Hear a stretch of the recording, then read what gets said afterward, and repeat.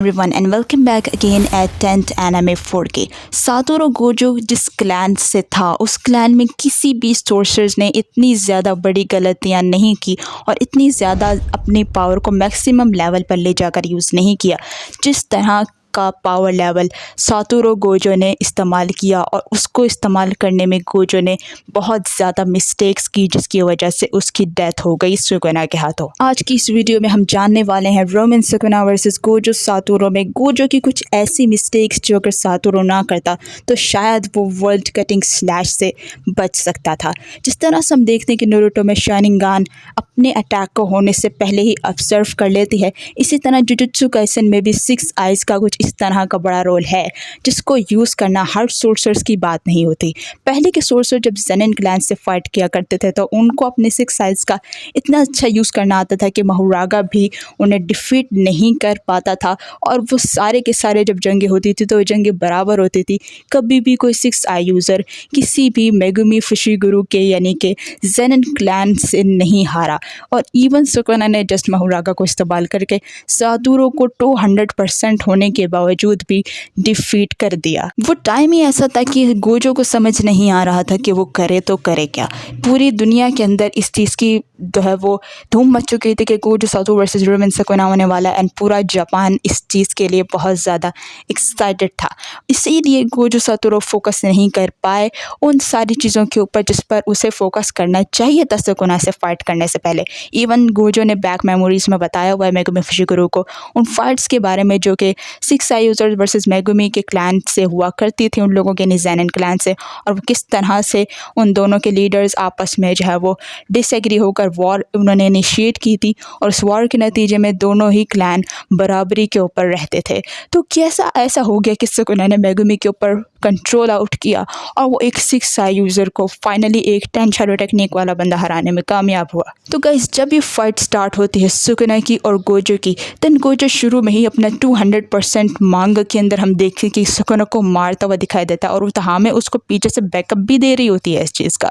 वो अपनी 6 साइज़ की मदद से इस चीज़ को इस्तेमाल करने में कामयाब होता है। मगर इस तरह की जो टेक्निक्स हैं वो क्या डायरेक्टली किंग ऑफ कर्सेस के ऊपर इस तरह से मार देनी चाहिए थी या फिर उसको पहले हैंड टू हैंड कम्बैट के ऊपर रखना चाहिए था।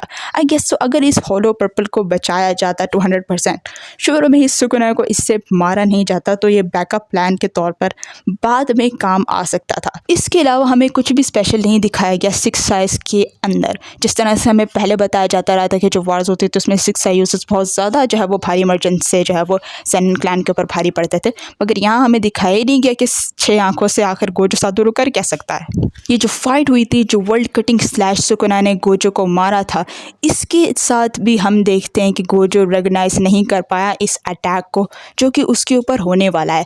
तो इन 6 आइज़ का आखिर कॉन्सेप्ट क्या था? क्या जस्ट कर्स एनर्जी से दूसरों को डिस्ट्रॉय करती है? 6 आइज़ का कोई भी इम्पैक्ट रोमिन सुकुना के ऊपर हमें दिखा ही नहीं। इसका मतलब सीधा सीधा ये हुआ कि 6 आई को गोजो सातोरू को उस तरह से यूज़ करना नहीं आया जिस तरह से पहले के सोर्सेस किया करते थे, इसीलिए उसका भी बहुत ज़्यादा बेनिफिट हुआ सुकुना को। अब ये सारी चीज़ें सुकुना बहुत ज़्यादा पहले से जानता था कि गोजो उस लेवल पर इन चीज़ों को मास्टर नहीं कर पाया जिस तरह से पहले जो है 6 आई यूज़र्स किया करते थे।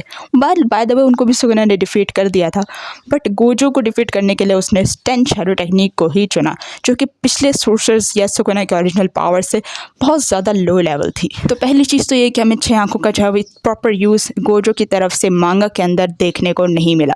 दूसरी चीज़ और सबसे इम्पॉर्टेंट चीज़ जो कि हमें दिखाई जानी चाहिए थी मगर नहीं दिखाई गई वो ये थी कि गोजो सातोरू ने जब फाइट की थी देन गोजो सातोरू उतनी बार ब्लैक फ्लैशेस को यूज़ नहीं कर पाया जितना हम लोग एक्सपेक्ट करके रखे थे गोजो से। गोजो के अंदर कर्स एनर्जी बहुत ज़्यादा थी बिकॉज वो अपना इन्फिनिटी वर्ल्ड यूज़ कर सकता है। और हमने जब गोजो का डोमेन एक्सपेंशन सुकुना के साथ देखा तो सुकुना का डोमेन एक्सपेंशन हमेशा गोजो के डोमेन एक्सपेंशन के ऊपर भारी रहा। अब यहाँ पर मैं बता दूँ कि सुकुना ने यहाँ पर मेगुमी का डोमेन यूज़ नहीं किया था, अपना डोमेन इस्तेमाल किया था। ओपन डोमेन भी सुकुना खोलता है, सुकुना क्लोज डोमेन भी खोल सकता है, बट इन दोनों डोमेन्स के अगेंस्ट हमारे गोजो सातोरू का डोमेन वीक पर वीक पड़ता गया। गोजो सातोरू को बैकअप मिलने के बाद भी अपनी कर्स एनर्जी सातोरू इतनी नहीं बढ़ा सका कि वो सुकुना को डिफीट कर पाए। यानी गोजो की लास्ट फाइट में हमें 6 आइज़ का, गोजो की कर्स एनर्जी का, गोजो के डोमेन का कुछ भी प्रॉपर्ली देखने को नहीं मिला। तो अगर आपको लगता है कि इस वीडियो में कुछ वीकनेसेस हैं जो कि कवर होनी चाहिए, देन आप कमेंट बॉक्स में बता सकते हो। बाकी हम लोग मिलते हैं नेक्स्ट वीडियो के अंदर, तब तक के लिए अपना बहुत ख्याल रखना। Good bye.